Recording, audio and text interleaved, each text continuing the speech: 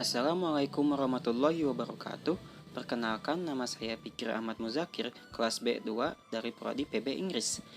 Di sini saya akan memperlihatkan dan menjelaskan sedikit tentang bisnis budidaya jamur tiram milik keluarga saya.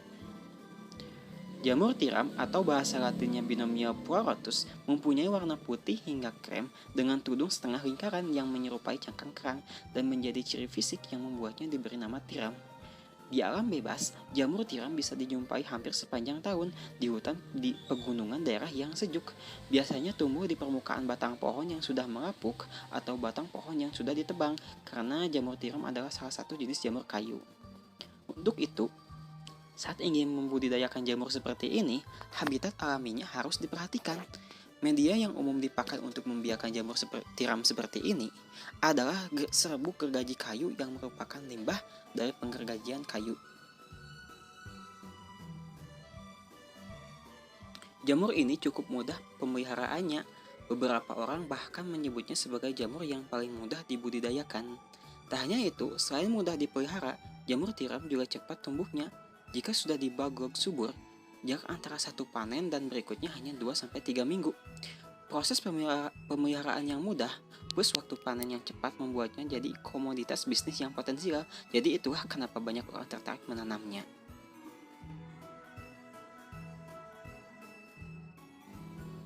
Cara budidaya jamur tiram yang paling penting adalah memilih bibit jamur yang bagus. Pemilihan bibit jamur sangat penting dalam pembudidayaannya karena itu juga akan menentukan kemudahan jamur tiram tumbuh.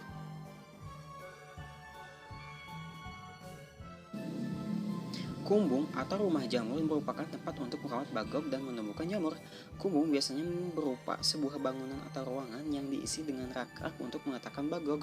Ruangan ini harus memiliki kemampuan untuk menjaga suhu dan kelembaban. Kumbung biasanya terbuat dari bambu atau kayu. Dinding kumbung bisa dibuat dari papan, atapnya bisa menggunakan genteng. Hindari juga menggunakan asbes atau seng untuk atap karena akan mendatangkan panas. Sedangkan pada bagian lantainya tetap menggunakan tanah agar air yang digunakan untuk menyiram jamur bisa menyerap. Bagok adalah media tanam untuk meletakkan bibit jamur tiram. Karena jamur tiram merupakan jamur kayu, sehingga bahan utama dari bagok adalah serbuk gergaji. Bagok dibungkus plastik berbentuk silinder, yang dimana salah satu ujungnya diberi lubang, dan di lubang inilah jamur tiram akan tumbuh menyembur keluar. Ada dua cara untuk menyusun bagok dalam rak, vertikal dan horizontal. Vertikal akan membuat lubang bagok menghadap ke atas, sementara horizontal menghadap ke samping.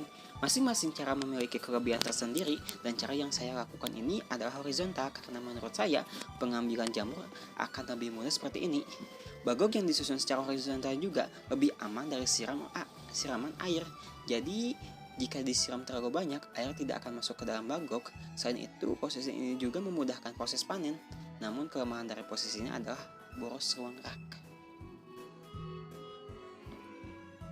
Kalau bagok yang digunakan permukaannya telah tertutup sempurna dengan miselium, biasanya dalam waktu 1-2 minggu sejak pembukaan tutup bagok, jamur akan tumbuh dan sudah bisa dipanen. Bagok jamur bisa dipanen 5-8 kali jika perawatannya baik. Setelah itu, bagok dibuang atau bisa jadikan bahan kompos. Panen ini dilakukan pada jamur yang telah mekar dan membesar, tepatnya bila ujung-ujungnya telah terlihat meruncing, namun tudungnya belum pecah dan warnanya masih putih bersih.